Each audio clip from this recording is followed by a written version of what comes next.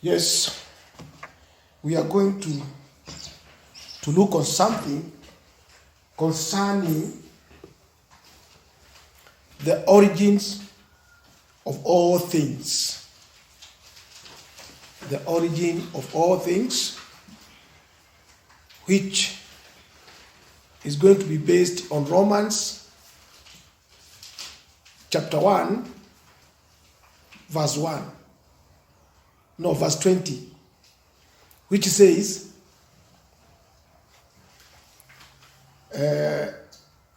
for the invisible things of him from the creation of the world are clearly seen, being understood by the things that are made, even his eternal power and Godhead, so that they are without excuse. You see,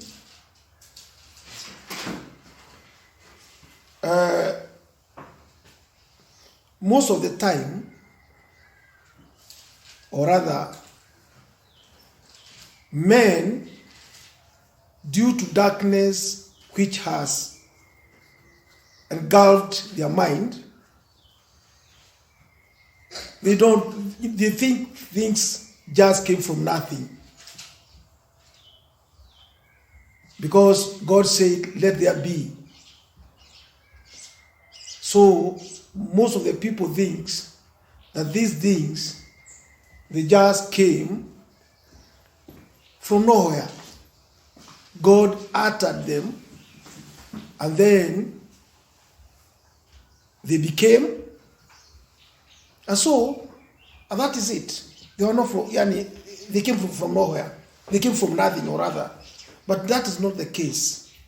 If you listen to this verse properly, verse 20, it tells us that for the invisible things of him from the creation of the world are clearly seen. What does that mean? The invisible things of him, of who? Are clearly seen. Where are they seen? From what we see. Here, it means that those invisible things in God, they are clearly seen. From what we see. What does that mean? It means that everything that we see, it was there. Somewhere, invisible.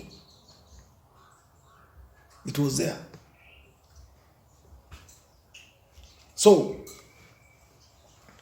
every outside necessarily supposes an inside.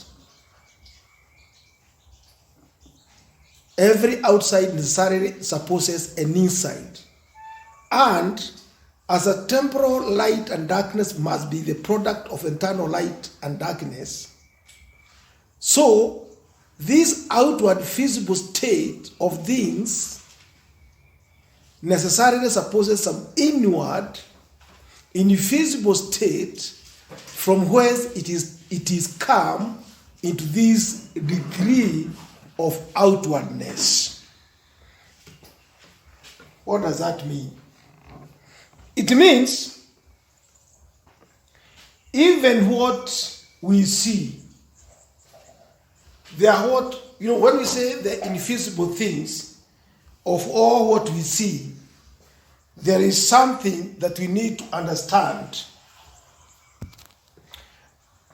There are things that we need to understand. First of all, we must know that we have the whole universe. The whole universe, this one comprises, we have the stars, we have the sun, we have all the planets that we can see with our own eyes. all these things that we can see with our own eyes, it means that there is a time that all these things were invisible, but they were there. They were there.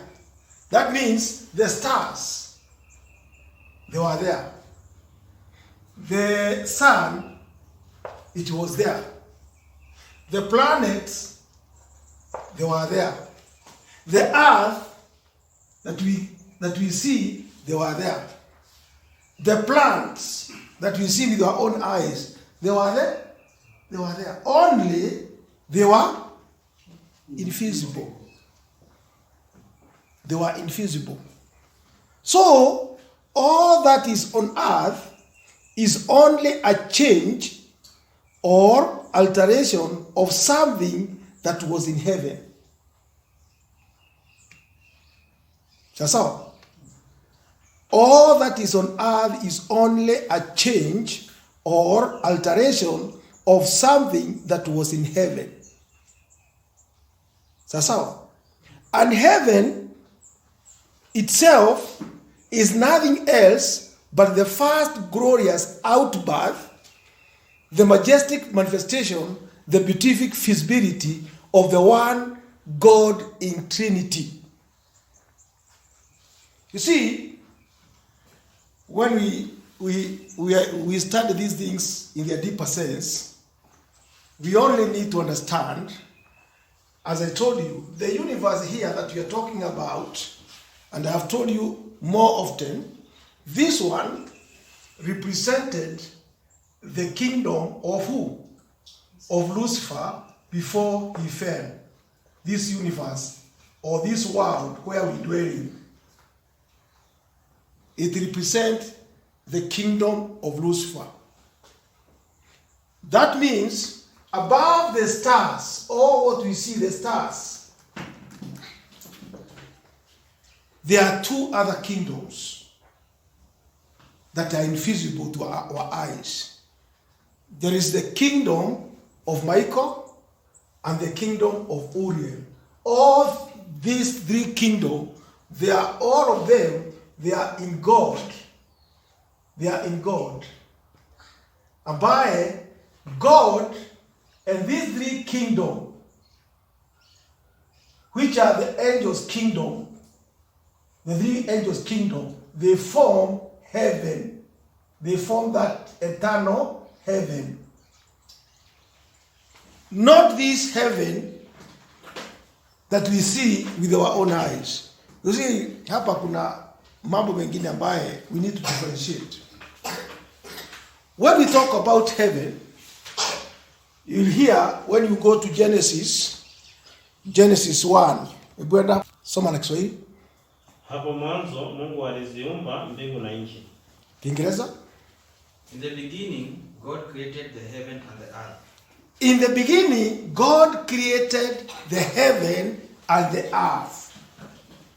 Here, I want you to understand here. When we talk of eternal heaven, or that dwelling place of God, there we talk of this God, the Holy, God, the kingdom of God, of the three Trinity. That's God the Father, God the Son, God the Holy Spirit. Plus the two kingdoms of these angels which never fail.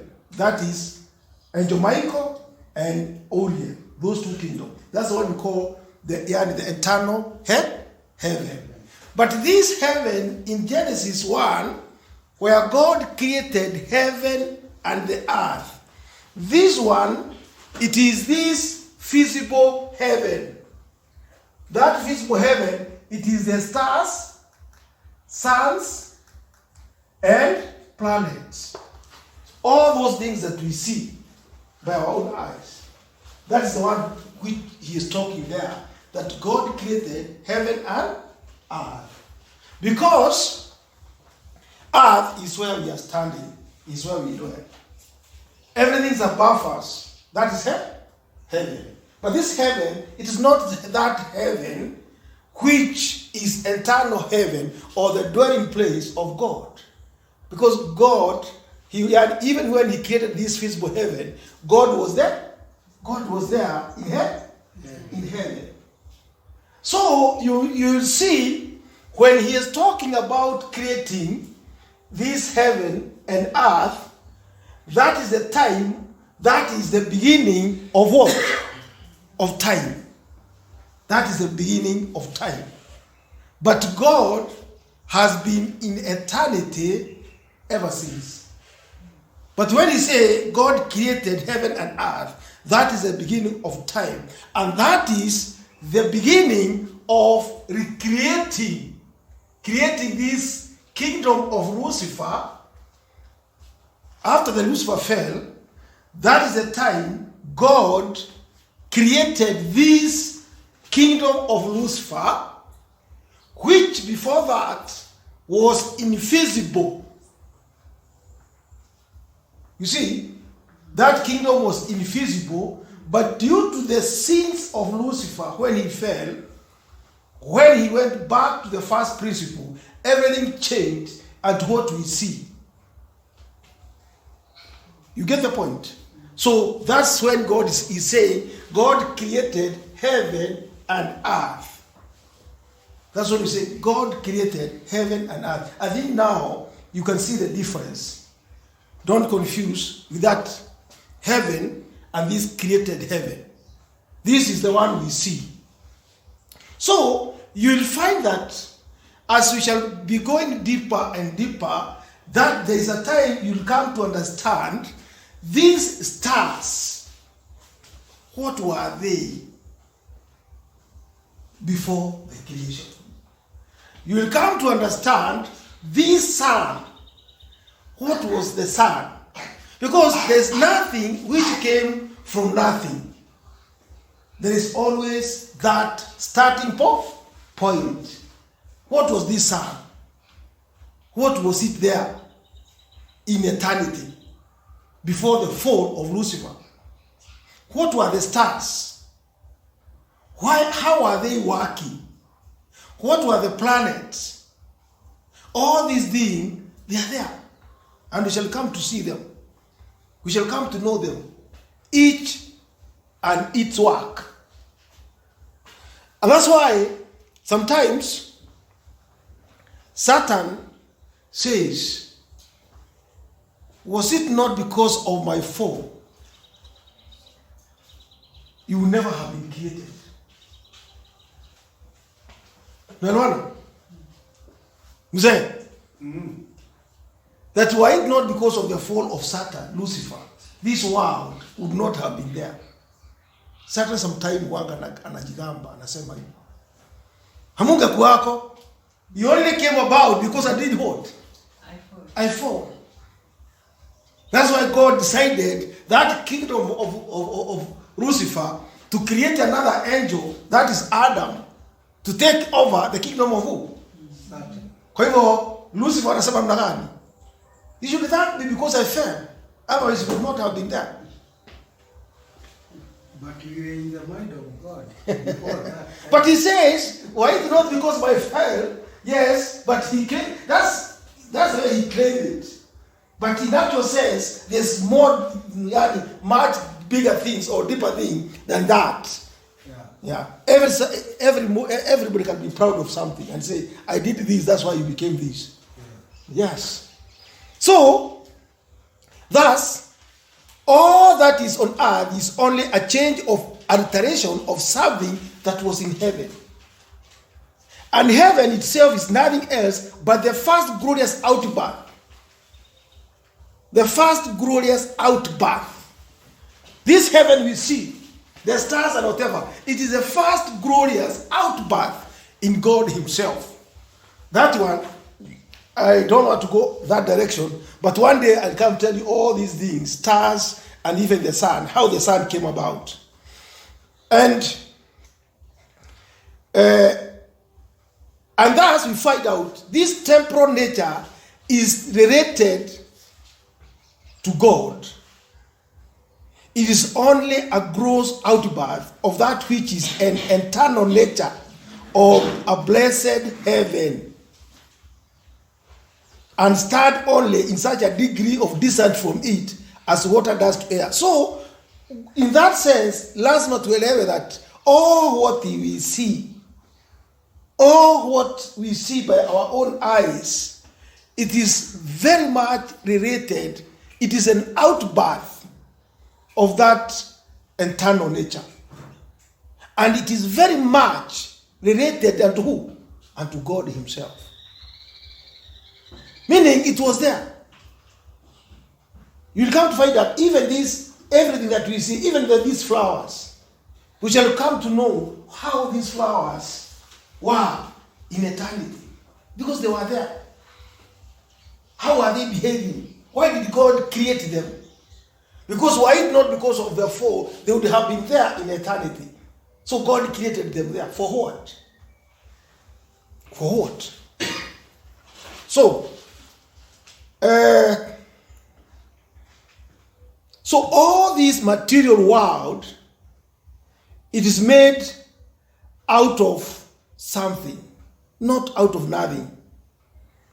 It is made out of something. All this material, all the qualities of all being are internal.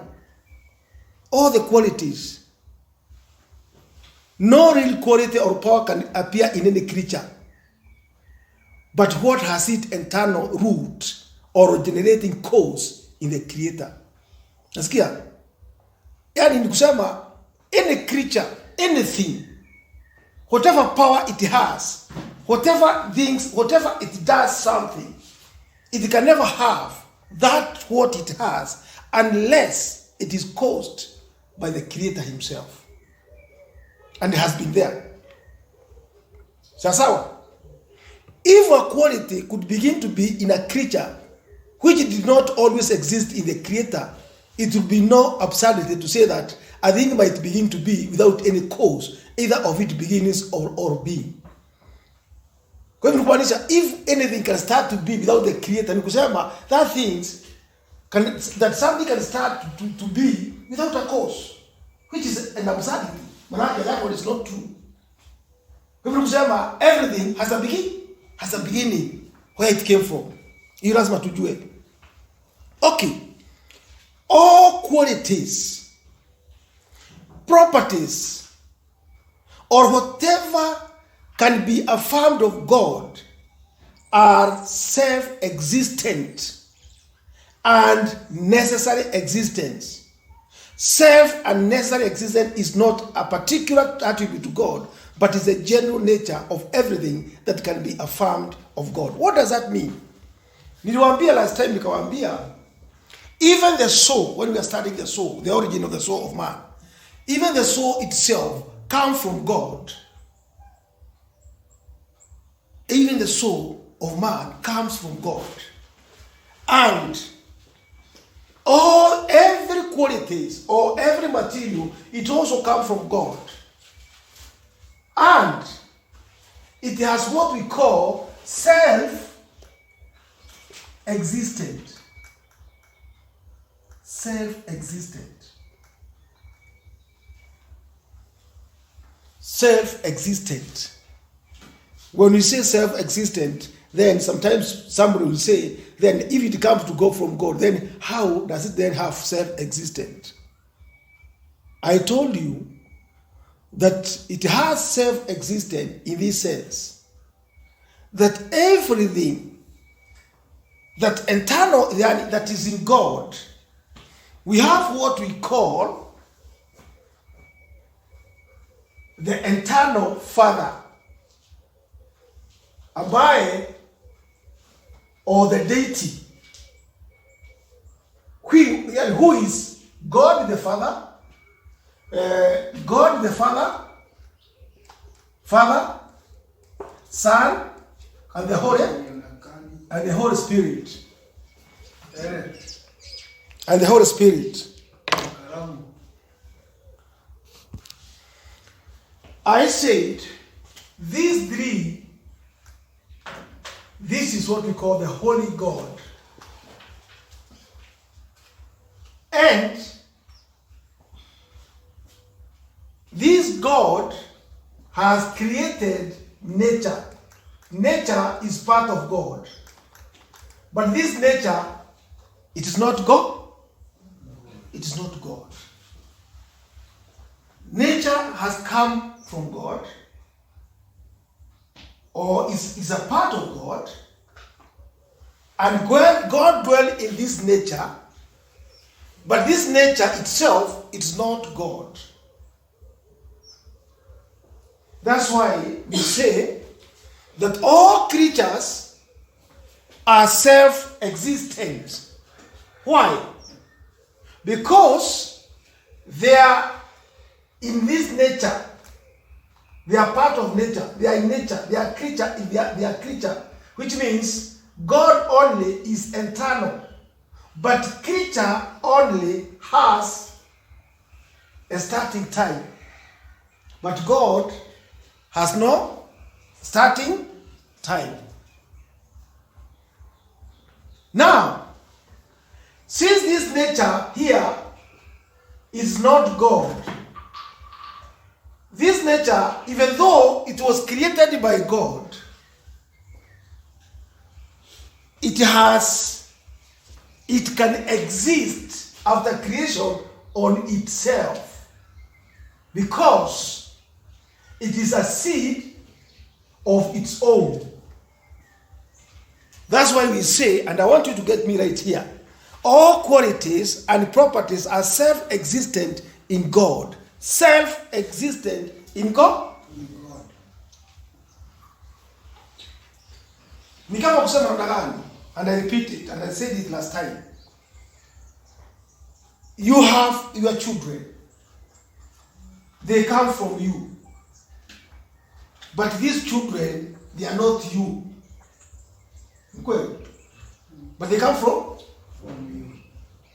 But though they come from you, they have what we call, they are going to exist in themselves.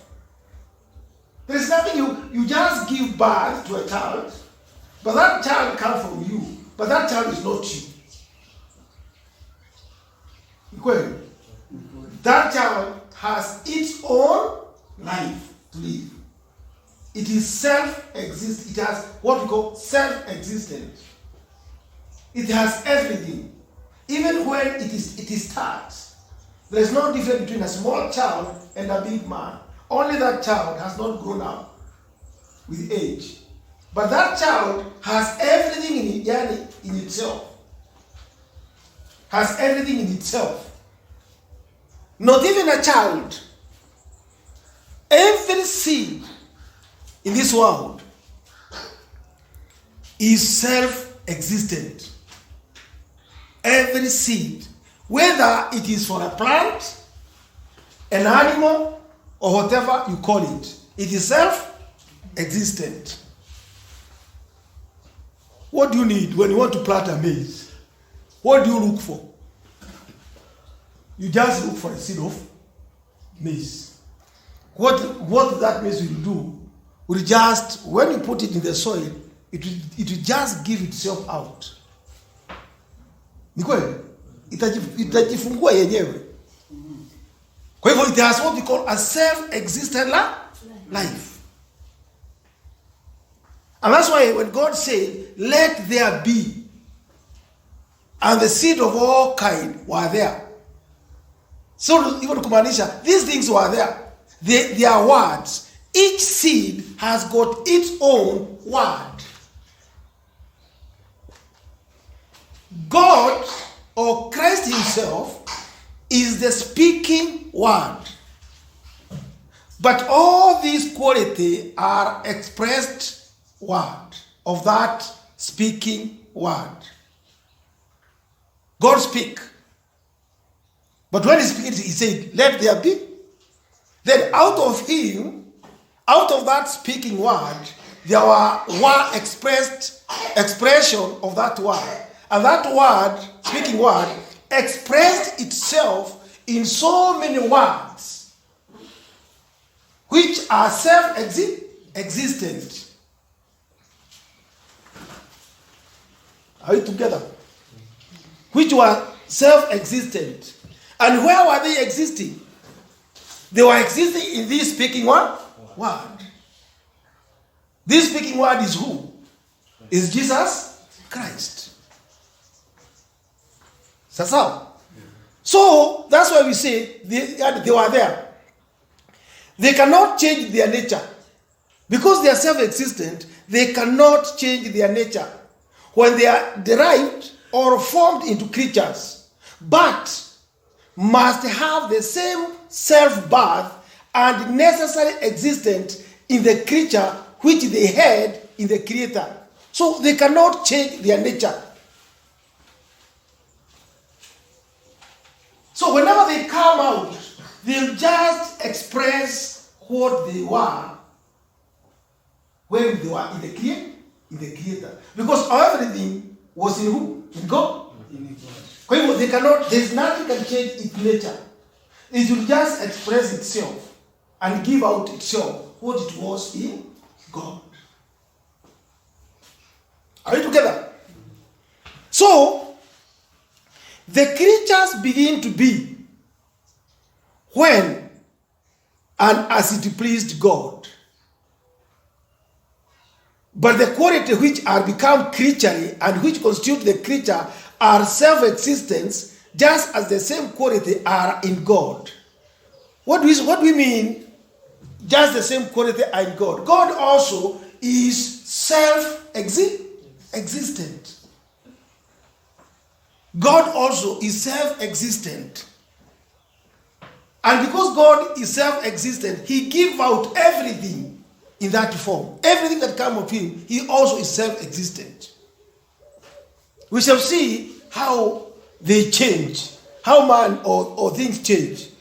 So, that means, when it comes to man, thinking, willing, and desiring can have no outward maker. Their maker is in themselves. Sijui kama tunaelewana. Niwaambia hii sasa lazima watu wote wawe macho. Hatuwezi kuwa tunasoma mambo zingine miaka yote. Sikiza hapa. Thinking, willing, and desire have no outward maker. Nikumaanisha, what we mean here? We mean, if a creature is self-existent and it has everything from God, and it can, and everything was put there in it by God. Nikusema, whatever creature comes to be, it can never come from outside. It is in that creature. It is in that creature. That means thinking, to think, does not come from God. It starts from who? From the creature. And I want you to look at this way. Ukiangalia wewe, kila mmoja hapa amepata mtoto. You all have a child. Angalia mtoto. Mtoto unamzaa. But to think, there is nothing you can add to that child. Can you start a child to think? No. To will to do something, you cannot also start to any child. That thing will start from that child itself. That child itself, is a seed, is a word which is opening itself, and it has everything in itself. And since it is a kind, is a kind which is the image of God, then if man was created in God to be an image of God, whatever this man is going to come to be, he'll be like God. Because you'll find that an animal cannot think like a child of man. You'll find that a child of man, after some times, ataanza kuthink, aanze kuwin, na intelligence yake itaanza kuongezeka bila hata wewe kujua inaongezeka namna gani. Si kweli? But an animal also has got its own understanding and reasoning. kulingana na its own nature. Nikusema yani nataka kusema nini? Thinking, willing and desire can have no outward maker. Their maker is in themselves. They are self-existence powers wherever they are, whether in God or in creature. And as they form themselves in God, so they form themselves in the creature. Even when you are in God, even when something was not created, it was in God. It had its thinking because it was self-existent. God had put that thing in that creature. So even when that creature will start driving or start to live, all what is going to happen, it is going to give out itself what it was when it was in the Creator. It will just give itself what it is. No outward power, no what. Just take a seed, you put it in the soil, automatically that seed, it knows itself. And it starts giving out itself. Only what it needs is just the right condition. Then it starts. Those are things that we need to understand. So, if no quality can begin to be, if all the qualities and power of the creature must be internal and necessary, necessarily existent in God, before they can have any existence in any creature, then it undeniably follows that every created things must have its whole nature from and out of the divine nature. Nasikia?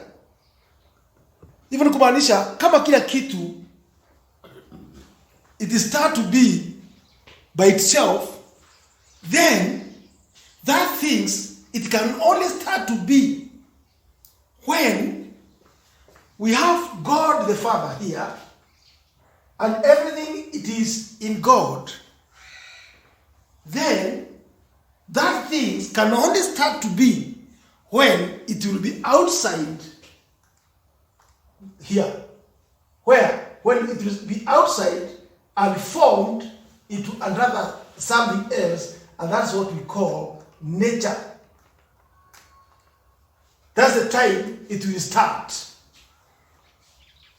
But before that, it is in God.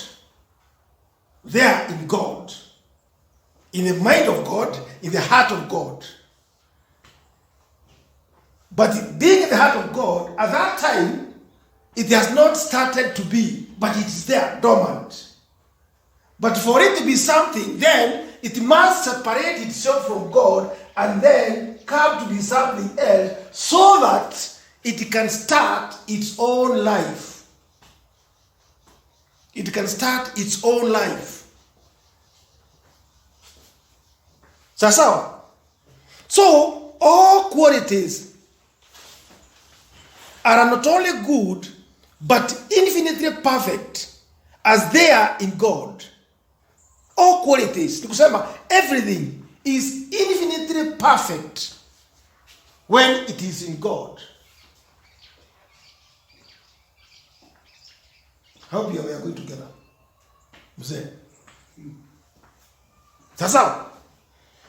All qualities are not only good, but infinitely perfect as they are in God. And it is absolutely impossible that they should have an evil or defect in them, as they are in the one God who is the great and universal all. Hivyo kumaanisha kila kitu wakati kilikuwa ndani ya Mungu, everything, because we are in God, ikiwa ndani ya Mungu, it is perfect. And it is impossible that it can have anything evil in it, because God is one and all and is perfect. Sasawa? That which always have all in itself must be an absolute necessity, be always all perfect, and that is God. But, and this is but the same quality that's infinitely good and perfect in God may become imperfect and evil in the creature. Sasa hapo ndio tunataka mtu aelewe dhambi itaingia namna gani. Kama sisi sote tulikuwa kwa Mungu, and in God we are perfect, Because God never created anything or never thought anything to be evil. Sasa ni kumaanisha hii dhambi itakuja kuingia namna gani? Evil itakuja kuingia namna gani? Sikiza. So, the same quality that's infinitely good and perfect in God may become imperfect and evil in creature. Because in the creature, being limited and finite, they may be divided and separated from one another by the creature itself. Sikiza. The creature ikiwa ndani ya Mungu, without this nature, it is perfect. But when it comes out of the creature, then it is created. When it is created by God, because we say a creature cannot exist in God, because in God it is perfect. But when it comes out of God, want to create this creature now to be out, to be a creature visible, then a problem comes in. When it was there in God, it was perfect. When it comes out, there is going to be imperfection for sababu gani? This creature will decide to divide itself. Because now it is self-existent. Unaona pale?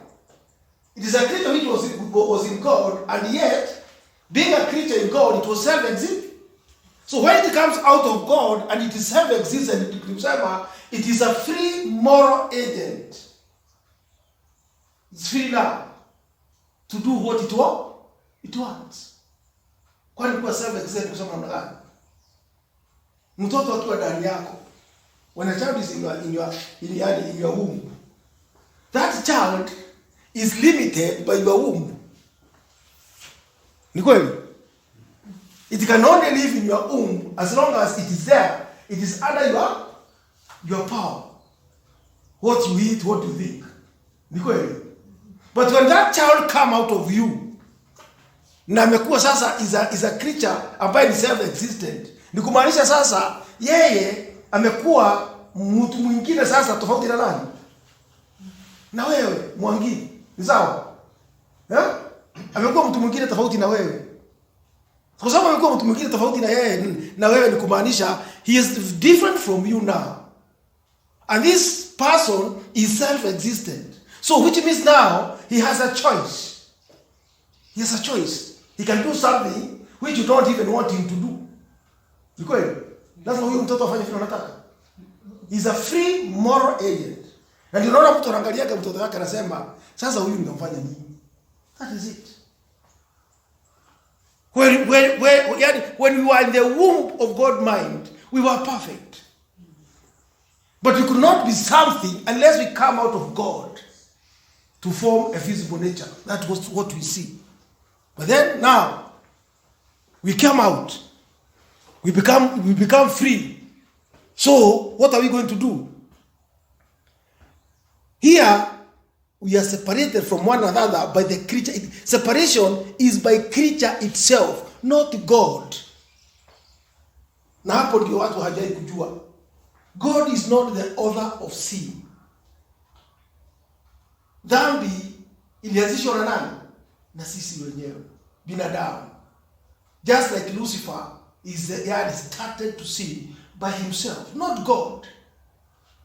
Even man started to sin by himself, not God.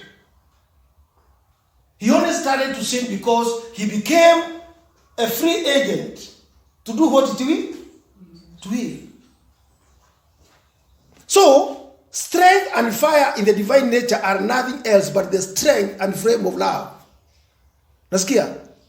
Fire, when we say fire, yani strength and fire in God, they are just strength and frame of love, and never can be anything else. That is in God. But in the creature, strength and fire may be separated from love, and then they become an evil. They are wrath and darkness and all mischief. when we shall come to see the 7 properties of God.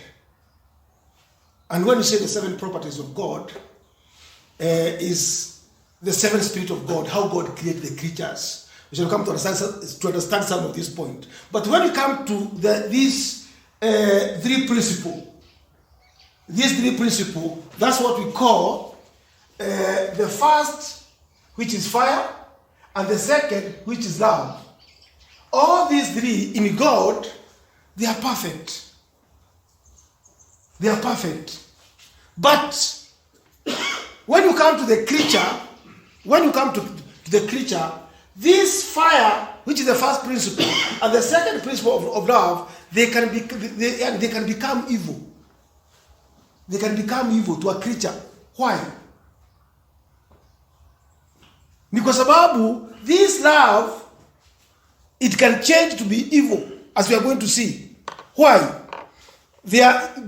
Because let me try to clarify here a bit. You know when the Lucifer fell, Satan, what happened? Satan was also a creature as we are. He is part of this created nature by God, just like us we are, or just like all these plants they are. All the angels, even those who never fell, they were just like us. But what happened to the Lucifer when he left the first estate? That means from the second point, that is from the second principle, he went back to the first principle. This first principle, because he was self-existent, then there came, he went on the side and he opened the dark side, and that is the wrath of God. Instead of love, everything changed from Satan, Lucifer, and it became wrath. Why? Because he was created by God, he came out from God, and he had all the love of God in itself. But when he turned to self, it is to do in accordance with its own will. Then it went on the side, from the side of love to the side of wrath. Because it followed self. Sasa, it followed self. Instead of following who? God. It followed self. Sasa hapo ndo tunaambiwa every creature ikitoka hapa inakuwa perfect. But when it is formed to a creature, mambo ni mangapi? Either it follows God or it follows itself. Because it is a self-existent.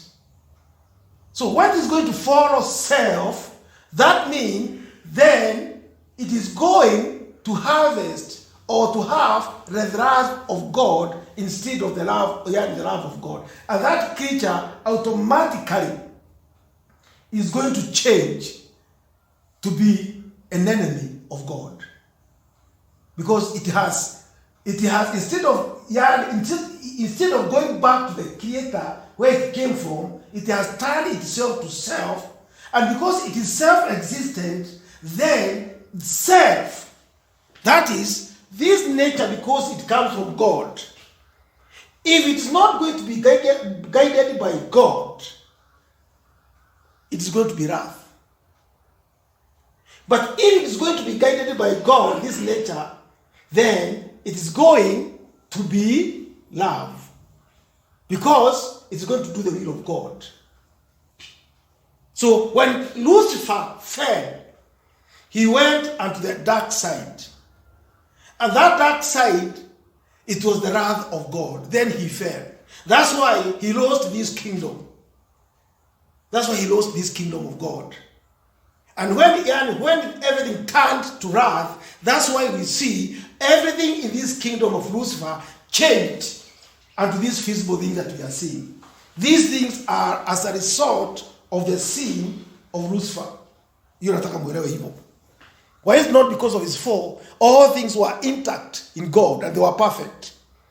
All evil that we see them because of Lucifer. He fell. And this kingdom was created, a physical kingdom, and now he wanted to create Adam to be in control of this kingdom of Lucifer, so that after some time, God is going to change everything back unto eternal kingdom. That's why tunasikia hii dunia kuna wakati itakuja ifanye nini? Kujwe kila kitu. Because it is here for a time. Iliko hapa tu kwa wakati. Muda kidogo sana.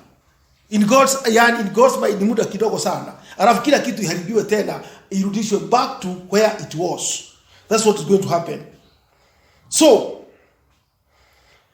and thus, that the same strength and quality which in creature making a right use of their own will, of self-motion, becomes their goodness and perfection, thus in creature making a wrong use of their will, become their evil and mischievous nature. If this strength in the creature, they are going to use it, or of their own will, or self-motion, it is going to become evil unto them. And it is a truth that deserves well to be considered, that there is no goodness in any creature, from the highest to the lowest, but in its continuing to be such an union of quality and power as God has brought together in its creation. There is no any goodness to any creature whom God has created through nature, if it is going to exist on its own apart from God. There is no any goodness can be in a creature. Hakuna. No any goodness. And that's why ukiangalia, Christ Jesus came to change us back, because we fell. Due to ourselves, we fell to ourselves. And Christ has come to bring us back where our will shall be the will of God, so that we may win that love of God, because we fell. So, in the highest order of created being, this is their standing in their first perfection. This is their fulfilling the whole will or law of God. This is their piety, their song of praise, their eternal adoration of their great Creator, if they are going to have a good union, or to be in union with God, who has brought together everything in creation. If only we are going to stand on the side of God, not to ourselves. So, on the other hand, there is no evil, no guilt, no deformity in any creature, but in it dividing and separating itself from something which God had given to be in union with it. So, when God created the creature, though the creature is self-existent, but God had not expected that creature could separate from himself. He never expected that. So, that is the biggest mystery to a creature, when, after coming out of God into a created nature, the creature turned itself, divided itself from God, and decide to stay on its own. Kama vile sasa tunakaa. And that's why unaona kila wakati tunaambiwa rudini kwa Mungu. Ni kwa sababu tulikataa. Na that's why a creature, na uangalie, ukitaka kujua how we have lost ourselves from God, uangalie that a creature will do everything for himself, but not for God. Masaa itapatikana yake ya kufanya mambo yake, lakini sio ya Mungu. Ni kweli? Masaa itapatikana. Mtu kabisa anaweza kuwa na mambo yake na anaifanya, na anaamka asubuhi na anafanya mambo yake. Lakini ya Mungu inakuanga, it is a second thought. Nitafikiria kama nitafanya.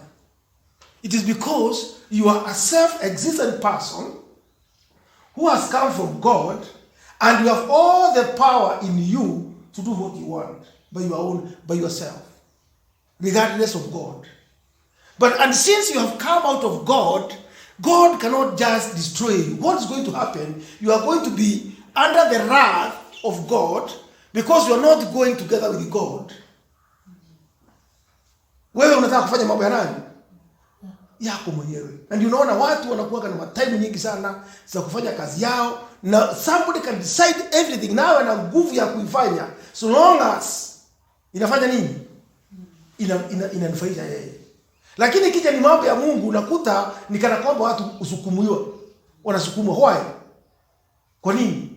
Man has never known. It is because he is a self-existent creature who has come from God, and God wants a voluntary obedience from you. That's what we call the true obedience. Mungu hakuna wakati atasurutisha wewe kufanya nini?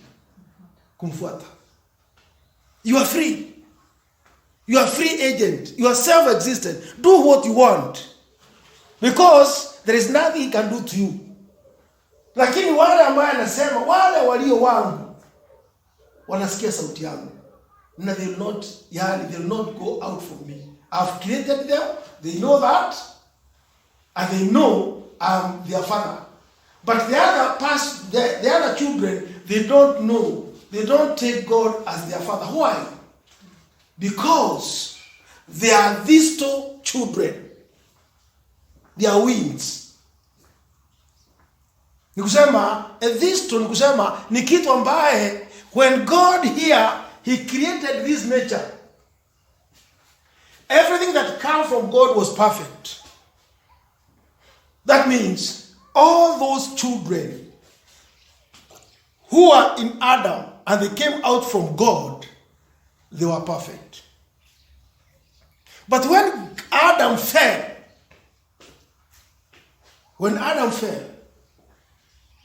he gave birth to some seeds which are from the dark side, which cannot know God. And those one, we call them these two children. Why? It is because in themselves, when God created these children, the children of God, he incorporated the name Jesus Christ unto those his children. This name Jesus Christ will be the starting of their faith. But the other children, because they come directly from Adam, the fallen Adam, and they are the seed of, they have gotten a chance of coming out because Adam has refused to go in line with God. So he has gotten children who are not the children of God. And that's one, they are the wings. They are these two children. These two children, they will never even hear the word of God. Hata kukubali. Kwa sababu gani? Kwa sababu there is no Christ in them ambaye atafufuka ndio wasikie neno la Mungu. Kwa hivyo wao watakuja kupotea milele. Lakini wale ambao ni watoto wa Mungu watasikia. Na wao ndio peke yao out of this nature wanga wanaabudu Mungu na wanafuata Mungu, and they know where they come from and they call God their father. But the other one, because they will never know God as their father, they have their father ambaye it is the father of darkness, ambaye the prince of darkness, ambaye yeye ndiye anazaa these two children. Wao hawatamjua baba. They will never know God. Watakaa on that side milele. So, this alone is the whole nature of all good and all evil in the creature, both in the moral and natural world, in spiritual and material things. So, for instance, dark, fiery wrath in the soul is not only very like, but it is the very same thing in the soul, which a wrathful poison is in the flesh. The qualities of poison are in themselves, all of them good qualities, and necessary to every life. But they are become a poisonous evil because they are separated from some other qualities. You know, this one, when we say poisonous evil, it is when these people ambaye tumesema they are these two, wakati wamekatana na Mungu, they join themselves. When we shall come to learn the seventh principle, how they become, because everything is created by this seventh principle and by the seven properties of God. You see how these two child come about. Because if God has created everything in these seven properties, how then? Because everything to exist in this world must come from these seven properties of God. Then, or this seven spirit of God. Then how does these two child come about? We shall come to learn when we reach there to know how these children become, their character is poisonous because it comes from how these seven spirits are changed by the darkness to give birth to this child. But now I don't want to go to that directions because it's a topic which needs a study by itself. Sasa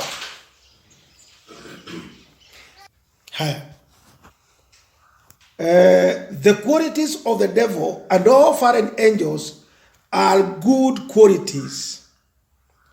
They are the very same which they received from their infinitely perfect Creator, the very same which are and must be in all heavenly angels.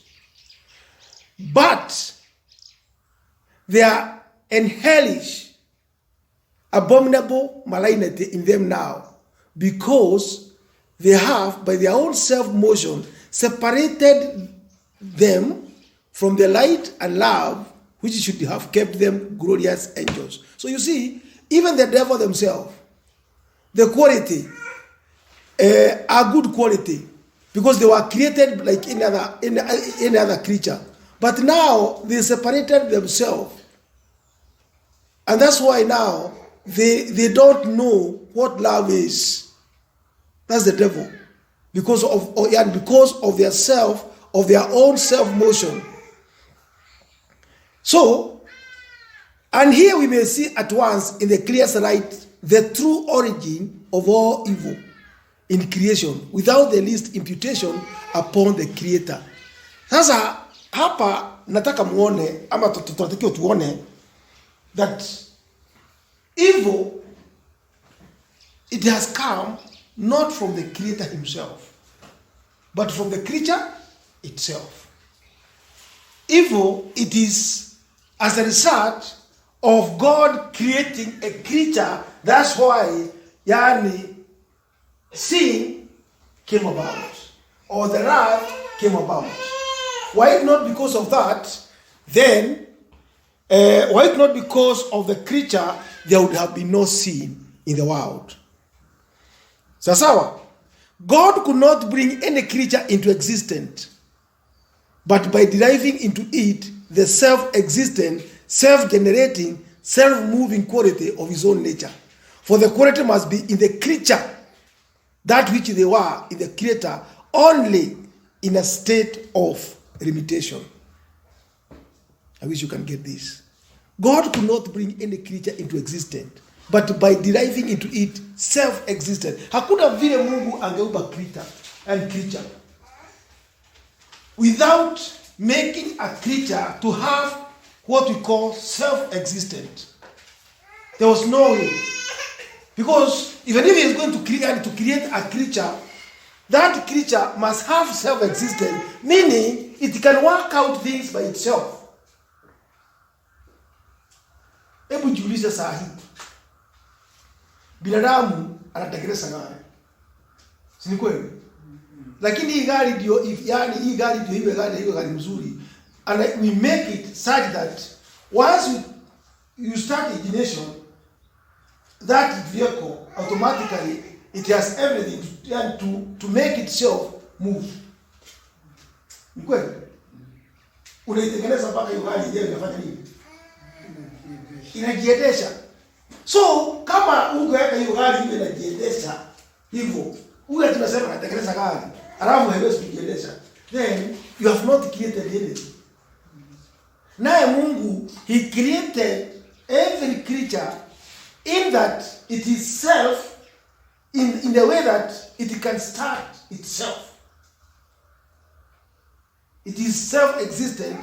Ni kumaanisha it is self-existent na tena it is self-generating. Sahi kutoka Mungu aweke binadamu hapa duniani. Akasema mzaani. Si ni kweli? Anakuja kila siku naambia mzaani.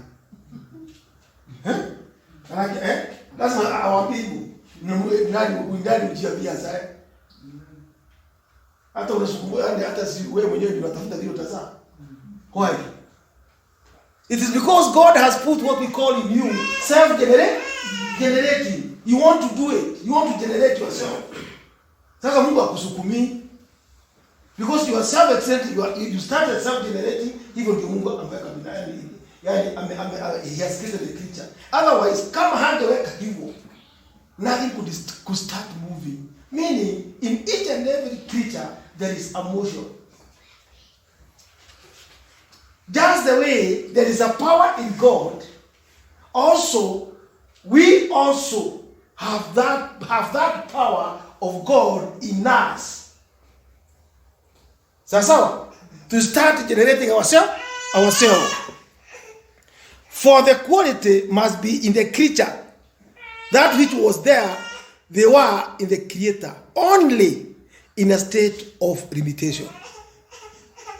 That power which was in a Creator to create or to do something must also be in creature, only in a creature it is limited. Tunaelewana? Only in creature it is limited.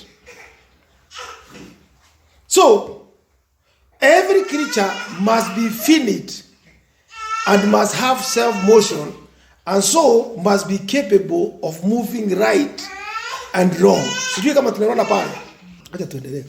So, every creature must be finite and must have a self-motion, and so must be capable of moving right and wrong.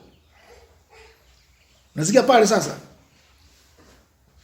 Every creature must be finite and must have a self-motion, and so must be capable of moving right and wrong. Nona, Mungu amekuweka everything to generate yourself. You are self-existent. Alafu tena kuna kitu amekupatia. Either you can move from right or wrong. Unaweza fanya vizuri ama baya. Sasa hivyo ndio creature imewekwa. You can either capable of moving right or wrong, or uniting or dividing from what it will, or falling from that state in which it ought to stand. Inaweza kukaa kwa that inaweza kaa or unite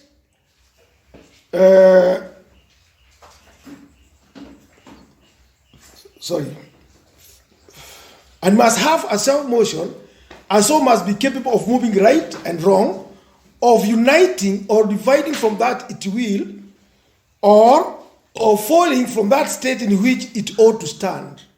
Kwa hivyo unaona, to fall or to stand, it is the choice of the creature. To fall or to stand, it is the choice of the creature. Nobody wanga ana fall ama ana choose yani ati nini kuanguka, yani kufuata creature ama yani kufuata Mungu ama kufuata wewe mwenyewe. Hiyo inakuwa ni choice ya binadamu. Na ukitaka kujua, hata ukiangalia tu hata saa, kuna mtu kabisa hata neno la Mungu haina maana kwake. Hata mkishida mkiongea, hata ikitoa watu wanahubiri pale yanapitaka tu ni kama hata hakuna kitu inaongelewa. Hamjai kuona hivyo? Siko hivyo. So creature ukimwangalia vizuri, wewe angalia binadamu, utaona kufuata Mungu na kufuata dhambi, it is a choice of the creature, not God. It comes from the creature itself. Na Na ndio unaona wengi, majority ya watu wengi wana opt kufuata the creature. Kufuata themselves. That's why even Satan had a very easy job. Satan alikuwa na njia rahisi sana ya kuteka nani? Adam. Adam aliruka tu safari moja tu, kwa sababu that choice it was there. So ni yake kusimama ama kufanya nini ama kuanguka. So as every quality in every creature, both within and without itself, is equally good and equally necessary to the perfection of the creature, since there is nothing that is evil in it, nor can become evil to the creature, but from itself. Nothing. There's nothing God had created in a creature to make it evil. But that evil in that creature, it will start from itself. Itaanzia kwa nani? The same creature. Hiyo creature itakatana na njia za Mungu, ikatae mpaka ukute kabisa yani imekataa njia za Mungu. So why? The creature, since there is nothing that is evil in it, nor can become evil to the creature, but from itself, by its separating that from itself with which it can and ought to be united. You know, a creature in a separate, with that only, it ought to be united for its happiness. Which? God himself. Because it came from God, and it can only have happiness in this world when it is united with God. But the creature opts to divide itself with that only which can help itself to make it something, and that is God. And divide itself and unite. Divide itself from God, and it follows self. Hiyo ndio yani the mystery moja kubwa sana ya binadamu. Hiyo ndio the mystery of all sins. Kwa sababu gani? Una separate from that which is good for you. It plainly follows that evil can no more be charged upon God. Sorry, let me repeat. But as every quality in every creature, both within and without itself, is equally good and equally necessary to the perfection of the creature, since there is nothing that is evil in it, nor can become evil to the creature, but from itself, by it separating that from itself with which it can and ought to be united, it only follows that evil can no more be charged upon God than darkness can be charged upon the sun. Kwa hivyo evil cannot be charged upon God. Kama vile darkness cannot be charged upon God. Kama kuna giza, can you say wakati giza imeingia useme yaani hiyo giza ni kwa sababu ni jua imeleta? Huwezi kusema hivyo. Huwezi kusema ati kwa sababu darkness imeingia ati jua ndio imefanya nini? Ndio imeleta. Hapana. Darkness, it is completely different from the light. Now the light is not the one which brings the darkness. Ni kweli? The moment the light inaenda, giza inafanya nini? Inaingia. Light kutoka sio kusema darkness iingie.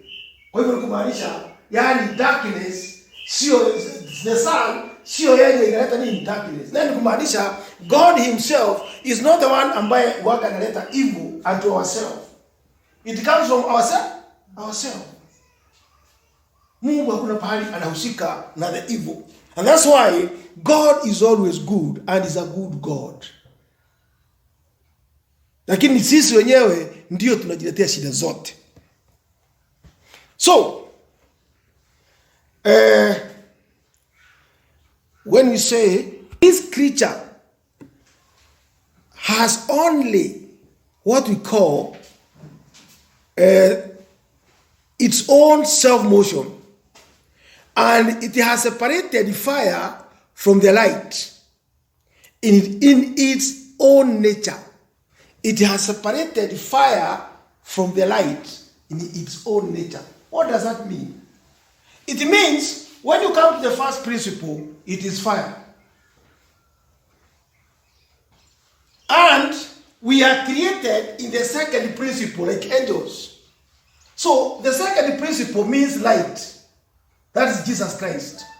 So when you separate yourself from the light, what do you expect? Darkness. You go back to darkness. So the creature itself has separated itself from the light, and it has opted to be on the side of fire. And fire means wrath. Fire means wrath. So there is nothing a creature expects when it separates itself from God rather than wrath. Hakuna kitu kingine. It is as simple science as that. So wrath came about because of our separation from the light. Because fire, where there is fire, if you want to see, fire exists together with light. Fire exists together with light. And if you want to know, you go to a candle. Mshumaa ukiakisha namna hii, that light iko pale. Inside that mshumaa, that light, there is fire. But ukiondoa that light completely, uache mshumaa, unawacha nini? Giza. There is no light. Hivyo ndio tuko. Unazima the light, unawacha peke yako, unabaki the darkness. That darkness sasa wewe ndio unabaki pale. The light has gone. Because wewe mwenyewe umefanya nini? Umezima. Sasa unabaki ukiwa giza. Because wewe ni mshumaa, na mshumaa lazima ukiakishwa utoe mwangaza. Lakini wewe umezima mwangaza. So Christ is the light. Na wewe ni mshumaa na umezima. What do you expect? It's everything that comes from the darkness. So all these things, we can get them, if you want to understand them, in their true setting, from the fruits.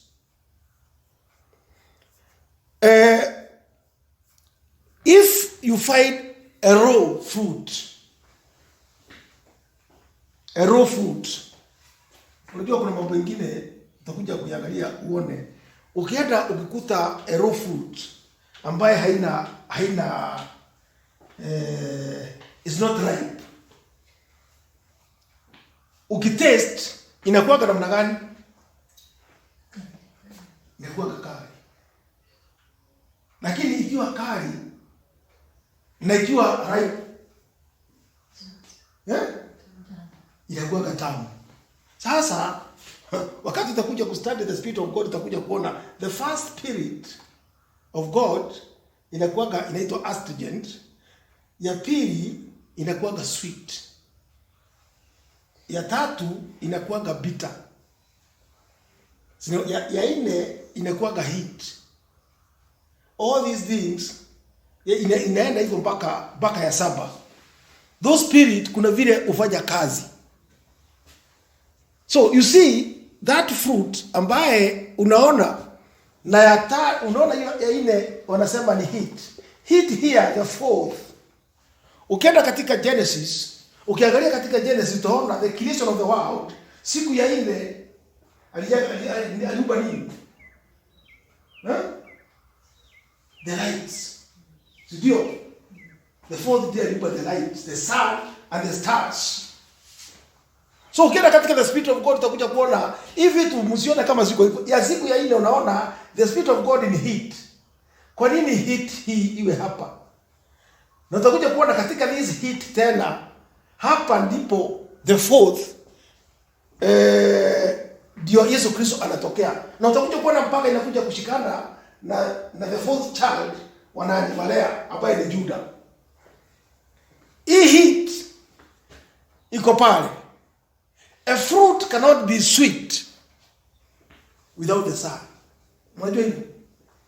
Huh? The sweet, yani a fruit is ever bitter without the sun, yani wakati imetoka pale.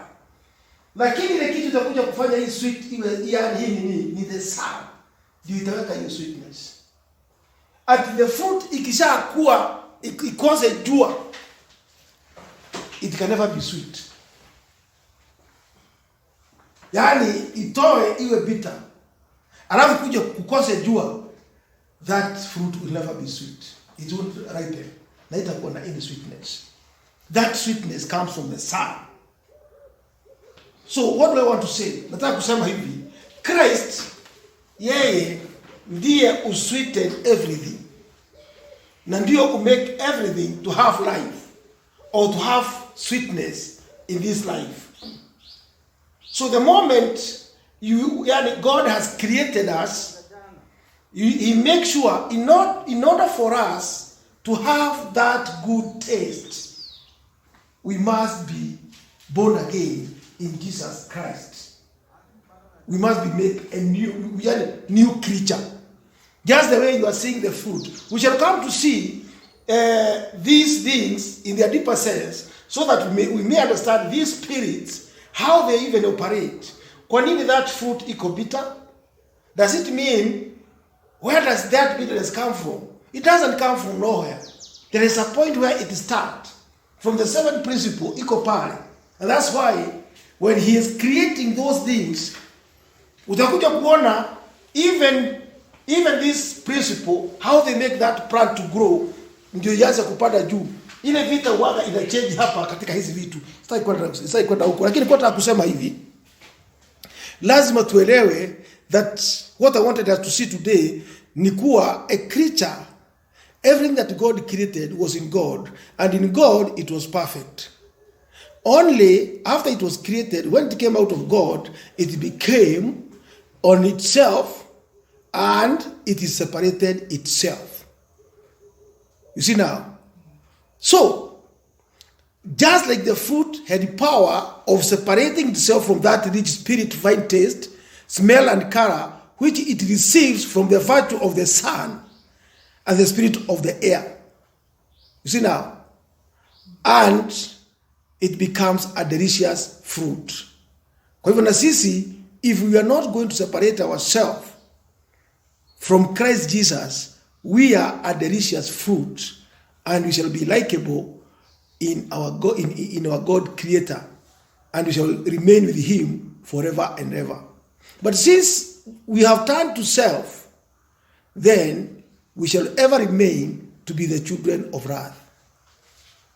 Mungu atusaidie, because mambo mengine kama haya tunajifundisha, you might think they are not important, because there are people who think salvation is just to narrow things, kuongea tu mambo ati ya nini, but vitu zingine zinasaidia wewe to see things in their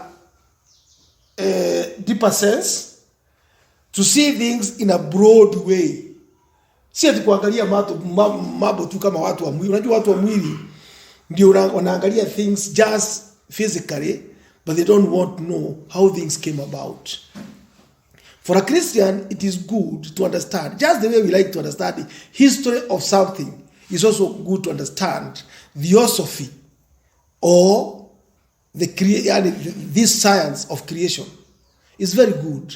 In fact, hapa tu najaribu kuleta juu, lakini wakati Mungu akitusaidia tutapata nafasi, as we are going, tutaona mambo mengi sana mazuri ambaye itasaidia mtu kuona mambo mengine ambaye hukuwa unafikiria, na itakusaidia sana as a Christian.